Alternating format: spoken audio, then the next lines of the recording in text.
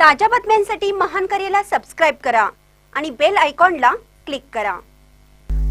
राष्ट्रवादी काँग्रेसचे नेतृत्व सुनेत्रा पवारांकडे द्यावे, आमदार प्रताप पाटील चिखलीकर।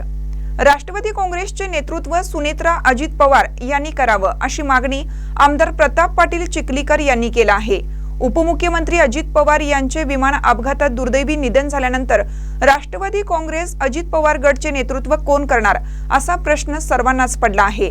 आता राष्ट्रवादी काँग्रेसच्या आमदारांमधून सुनेत्रा पवार यांच्या नावाची चर्चा सुरू झाली आहे।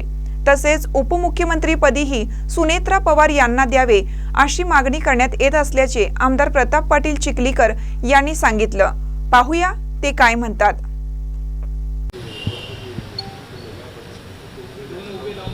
आमचे सर्वांचे हृदयस्थान, सर्वांचे नेते, या महाराष्ट्राचं भूषण आदरणीय दादांच्या जाण्यामुळं पूर्ण महाराष्ट्र पोरका झालेला आहे।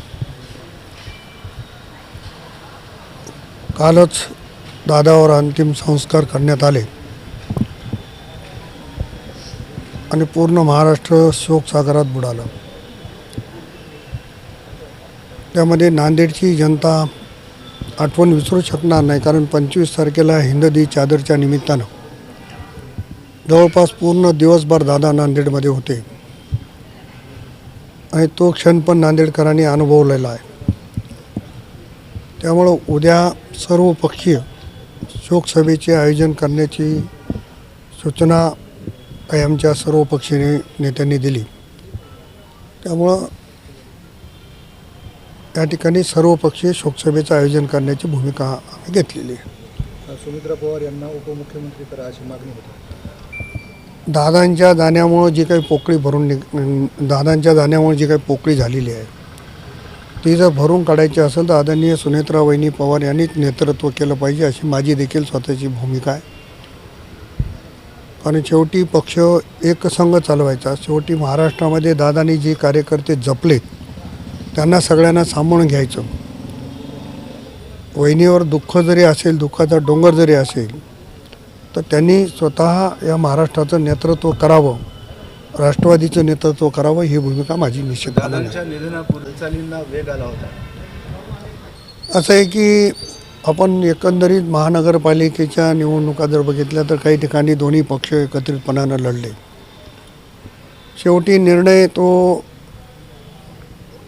राष्ट्रीय पातळीवरचा होणार होता, परंतु माझी सुद्धा वैयक्तिक भूमिका हीच आहे की दोन्ही राष्ट्रवादी काँग्रेस एकत्रित यावेत आणि आज राज्याचं जे दादामुळे पोकळी निर्माण झाली ते नेतृत्व सुनेत्रा वहिनीनं करावं।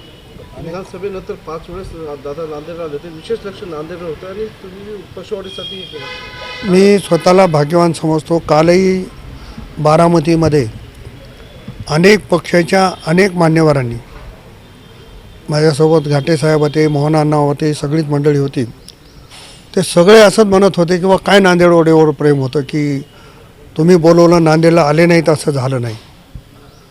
आता विशेष प्रेम त्यांचं होतं हे मी सांगण्याची गरज नाही।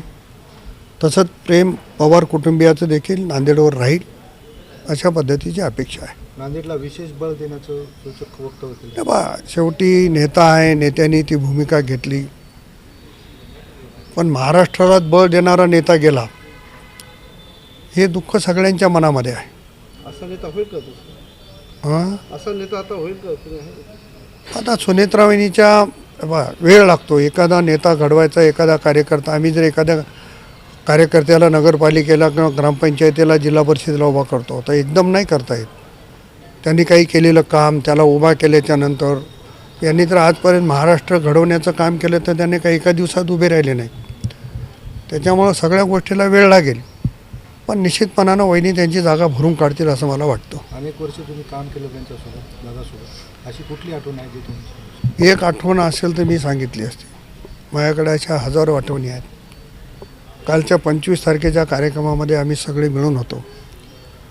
विश्रामगृहामध्ये 1 तास दादांनी सगळ्या कार्यकर्त्यांच्यासोबत एवढ्या गप्पा मोकळ्या मारल्या।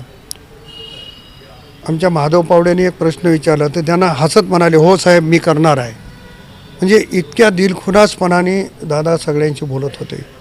तो मीच नाही तर दादांना त्या दिवशी जे जे भेटले संतोषराव हंबर्डे भेटले, त्यांच्या खांद्यावर हात टाकून ते म्हणाले तुम्ही फार थोड्या मताने पराभूत झालात. आणि गाडीत बसल्यावर ते नसताना सुद्धा आम्हाला म्हणाले. म्हणजे एवढा सगळ्यांना दिलखुलास बोलणारा, मनामध्ये एखाद्या गोष्टीत कुठला राग आला तर लगेच विसरून जाणारा नेता मी आजचा बघितला नाही. त्यांचं नाव फक्त अजितदादा असू शकते.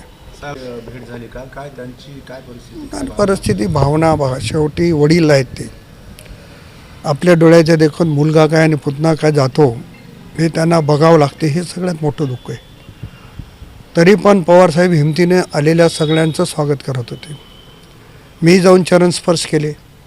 मला देखील त्यांनी सांगितलं चिखलीकर तिकडे बसा. म्हणजे छोट्या छोट्या कार्यकर्त्यांची महाराष्ट्रभर ओळख असलेला नेता, देशभर ओळख असलेला नेता. त्यांची मनस्थिती सांगण्यासारखी नव्हती, परंतु सर्व यंत्रणा ते त्यांच्याच नियंत्रणामध्ये तिथं चालत नाही. ते शक्य नव्हतं.